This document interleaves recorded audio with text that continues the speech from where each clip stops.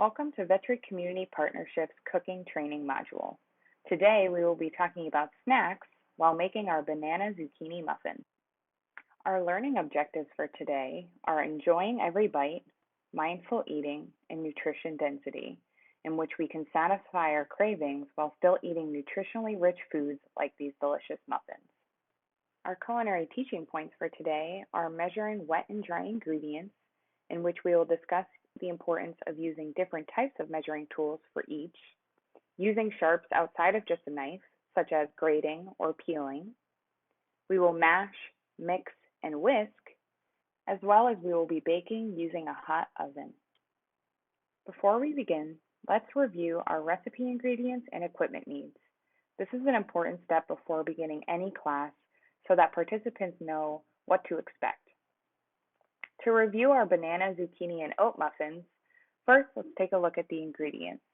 We will need 1½ cups grated zucchini, which is about 2 small full zucchinis, a ½ cup mashed banana, or about 1 small banana, 1½ cups all-purpose flour, 3/4 cup oatmeal, 1 cup light brown sugar, 2 teaspoons baking soda, 1 teaspoon baking powder, a ½ teaspoon of salt, 1 teaspoon ground cinnamon, 3/4 cup milk, this can be non-dairy, 1 egg, 1 teaspoon vanilla, a ½ cup of Greek yogurt, 1/2 cup walnuts, which is optional.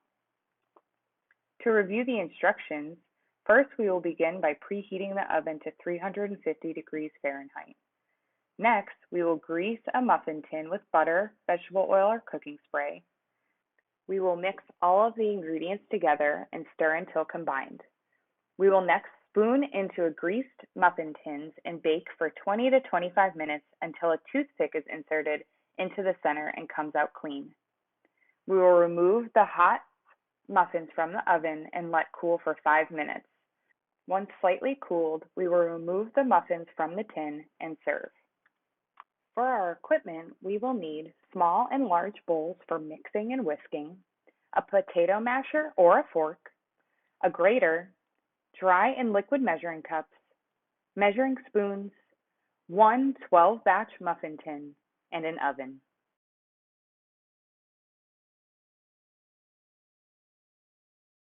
Now that we've reviewed our objectives, reviewed our recipe list, as well as equipment needs, we are now ready to begin cooking. After reviewing the recipe with our participants, we will have them gather all of the ingredients and equipment needs before they begin diving into the recipe. We will want to make sure that all of the fresh produce is washed and dried before we begin. To start our banana zucchini muffins, we will start by preparing our zucchini. First, we will cut the ends off of our zucchini so that we can begin grating. We are using a box grater, but there are other graters that are handheld that can also be used. We will be using the larger side of the grater to make sure we get nice pieces of zucchini for our muffins. We will grate all the way to the end of the zucchini or until our fingers are no longer safe. We will continue that for our second zucchini.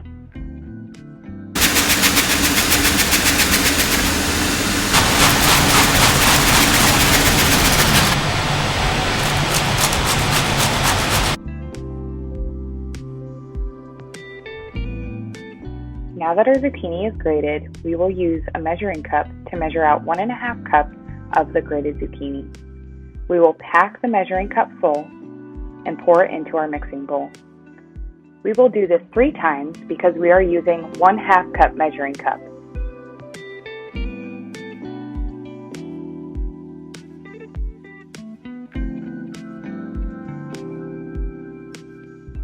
Now it is time to move on to our banana. We will have our participants peel our banana, and then we will mash it before putting it into our bowl. Today we are using a fork to mash our banana, but you can also utilize a potato masher instead.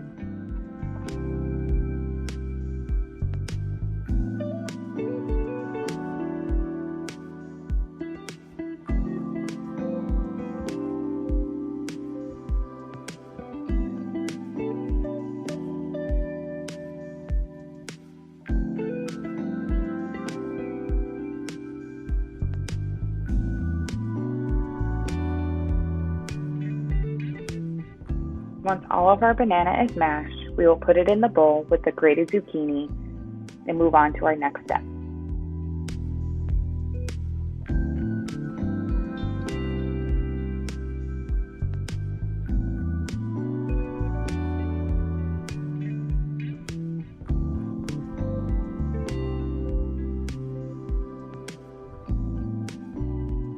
Now it is time to move on to our dry ingredients.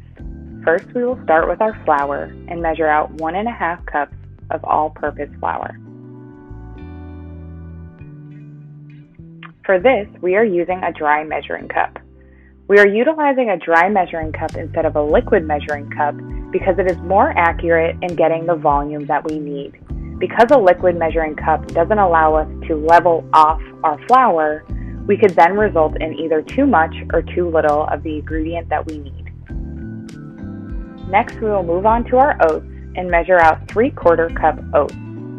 For this, you can either use 3 1/4 cup measures, or you can use a 1/2 cup measure and a 1/4 cup measure.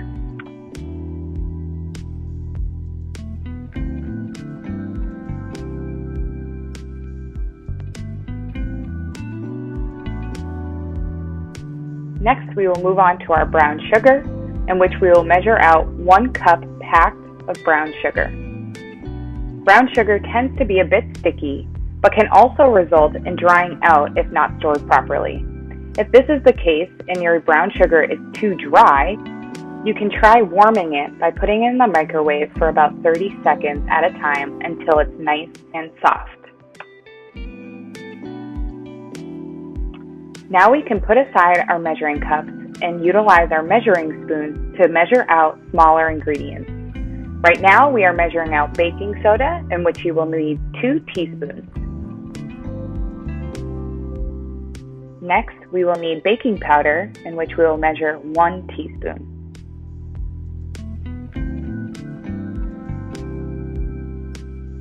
Moving on to our salt, we will measure out 1/2 teaspoon salt.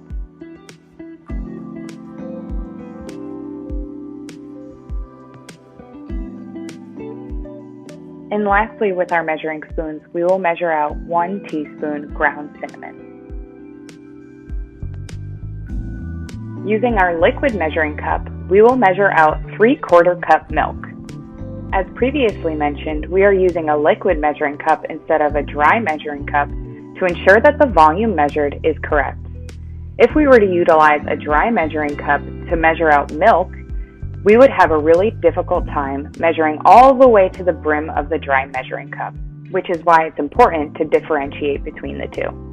Next, we will move on to cracking our egg, and to do this, we will crack our egg in a separate bowl to then pour into our mixing bowl with the rest of our ingredients. We do this to ensure that our eggshells do not fall into the bowl and we do not have to fish them out. Next, it's time to measure out our teaspoon of vanilla extract.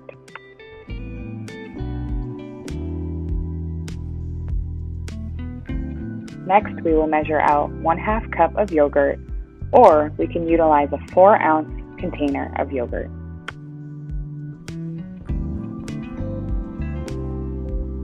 In today's recipe, we left out the 1/2 cup of walnuts.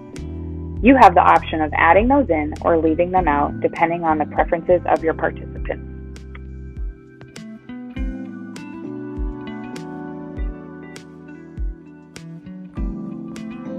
Now that our ingredients have been added to the mixing bowl, we will use a spatula to stir to combine. During this process, we want to ensure that we are only stirring enough to combine the ingredients and not overmixing. By overmixing, it can create a sludgy consistency that then results in muffins that are a little bit too firm.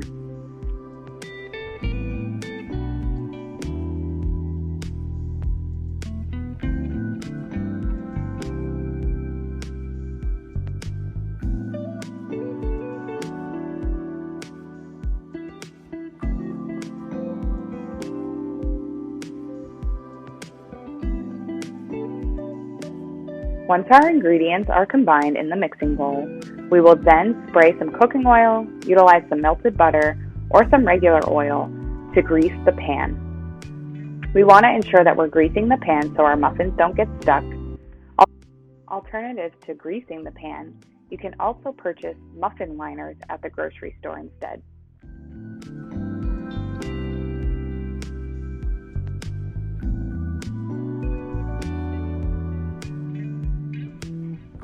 Now that our muffin tin is ready to go, we will put our ingredients into each of the tins. We will want to fill the tin completely, as these muffins will not rise all that much.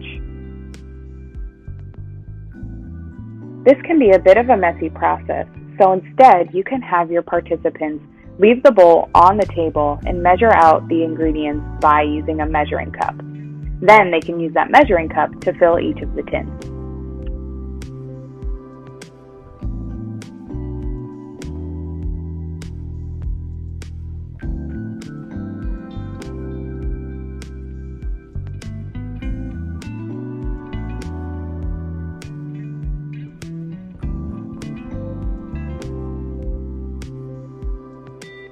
Now that our muffin pan is completely full, it is now time to bake our muffins at 350 for about 20 to 25 minutes.